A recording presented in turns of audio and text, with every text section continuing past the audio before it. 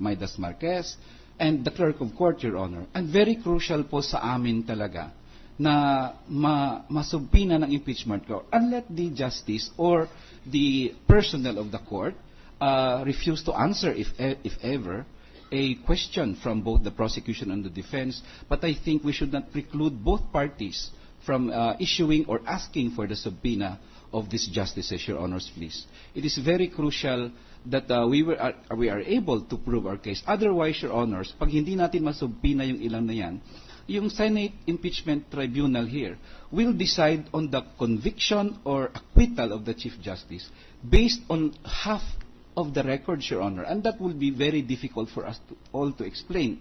Kasi either we acquit or we convict, but the facts, the documents, the evidence, kalahati lang po ang na-avail natin, mahirap po yon. That's why we are really expressing the serious manifestation that in the same manner that both the defense and the prosecution anyway are asking for the court records that the Senate allow. In any case, the main reason usually against the subpoena of court deliberations is that justices may not exchange in frank opinions and views if they feel that an impeachment court someday will subpoena their proceedings. For us, that is not necessarily the fault of the system, Your Honors, please. That is the fault of the justice himself. A judge should be able to express his opinions, whether it's private or public. The Senate expresses their vote on certain bills. The Senate expresses their vote on certain committee reports. Even Congress expresses their intentions, their reasons on why they voted for a certain bill or not, without fearing that, oh, because our deliberations are open to the public, I may not be able to express my frank opinion on the matters. For us, Your Honors, in the prosecution, please, this impeachment trial is public, Your Honors. And the Senate cannot say, well, since it's a public trial, our opinions may be restrained, etc. So in the same manner, Your Honors, please, we are asking that the confidentiality clause being claimed usually by the courts for the subpoena of their records or notes should not be applied. In any case, Your Honors, it is moot. The justices have discussed the deliberation in public, in the internet. The Supreme Court has actually, both those who voted in favor of the TRO and those who voted against the TRO have discussed the deliberations, how the vote was arrived at, and it is even moot in that sense, Your Honors, please. So we are. Aren't these matters recorded in the records of the proceedings of the Supreme Court? Right now, Your Honor, they are not. Are they not? They are not, Your Honor. Did you check? Did you check whether these are recorded in the proceedings of the Supreme Court? Yeah, Your Honors, please, when Article 3 and Article 7 comes... I'm asking whether what you want regarding the proceedings inside the Supreme Court during the hearing of a case are recorded by their recording officers.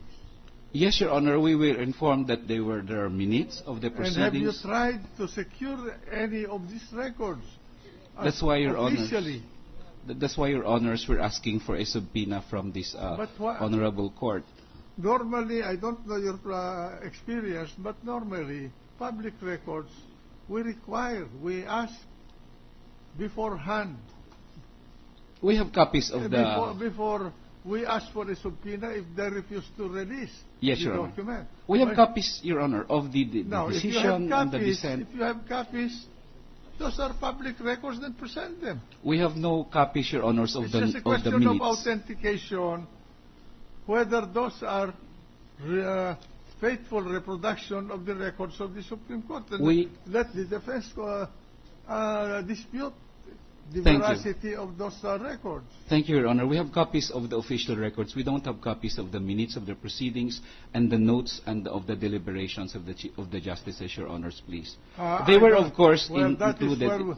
That is where we differ, but I don't think we will allow the Supreme Court to subpoena the records of our executive sessions. If it's the Supreme Court, Your Honor, acting as the Supreme Court, maybe yes. But this is an impeachment court, Your Honor. If the Supreme Court were an impeachment court, Your Honor, that would be very different, I think, Your Honors. Anyway, Your Honor, I will submit it to the wise judgment of the members of the court. May we reserve may we reserve to submit a memorandum to that effect, Your Honors, please. You may. Thank you, Your Honors, and we really hope that this subpoena will be granted, Make Your it Honors. as brief as possible because we do not Yes, have Your all the Honors. time to, Yes, Your to Honors. go over voluminous records. We will try to submit it this afternoon, Your Honors. Yeah. Thank you.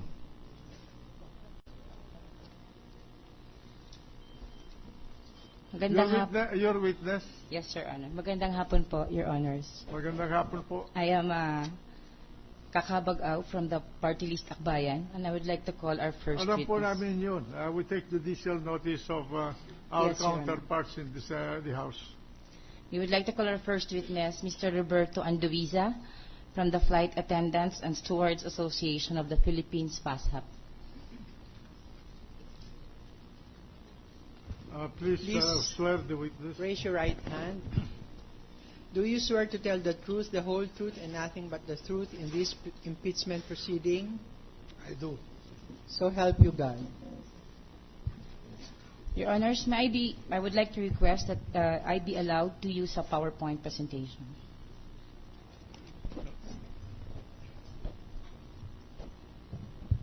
If Your Honor, please, there seems to be no justification as yet being laid before this presentation rather may be allowed. May we hear?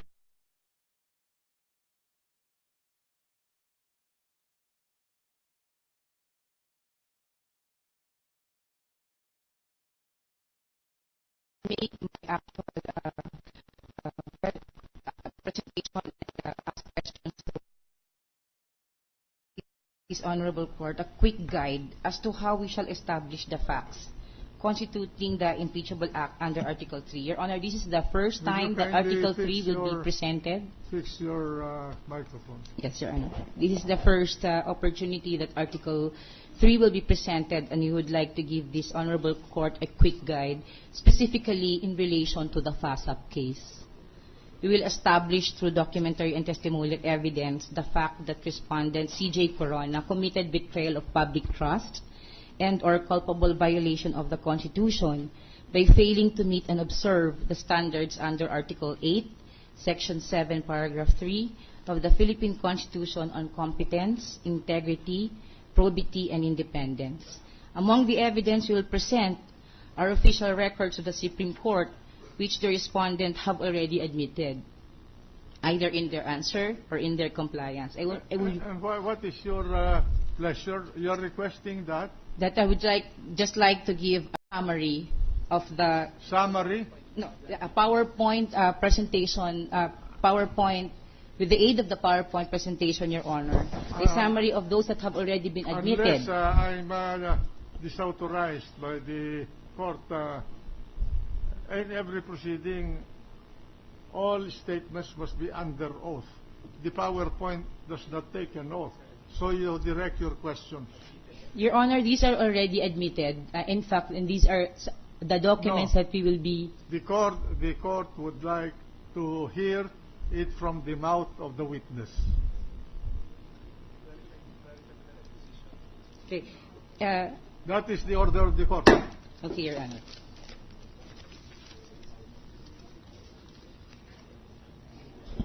Oo. Sige. Yun pong sanang layunin nung introduction, Your Honor, ay para lang po ipakita yung mga bagay na inadmit na ng defense. Pero dadaanan na lang po natin siya para po sana umiksi at hindi ko na siya kailangang itanong. Okay. The testimony of Roberto Anduiza, Your Honor, is being offered to prove the following. Number one, that members of the Flight Attendants and Stewards Association of the Philippines, or FASAP, sent a letter petition to the Supreme Court in connection with a case docketed as GR number 178083, Flight Attendants and Stewards Association of the Philippines versus Philippine Airlines, Inc., Patria Chong et al., or the FASAP case. Number two, that the Supreme Court required Philippine Airlines to comment on such letter petition. That number 3, that the Supreme Court acted on the letters of PAL Counsel Attorney Estelito Mendoza to the Supreme Court without giving FASAP the opportunity to comment on the letters. Number 4, that FASAP learned about the letters of Attorney Mendoza only when the Supreme Court en banc. Will you please, Madam, proceed with your questions instead of filling up the records with your own words? I know, Your Honor, but I'm just offering the testimony. No, I know the purpose. that. I know that. That is a technique by some lawyers, but this court will not allow that. Proceed in proving your case through the mouth of the witness. Yes, Your Honor.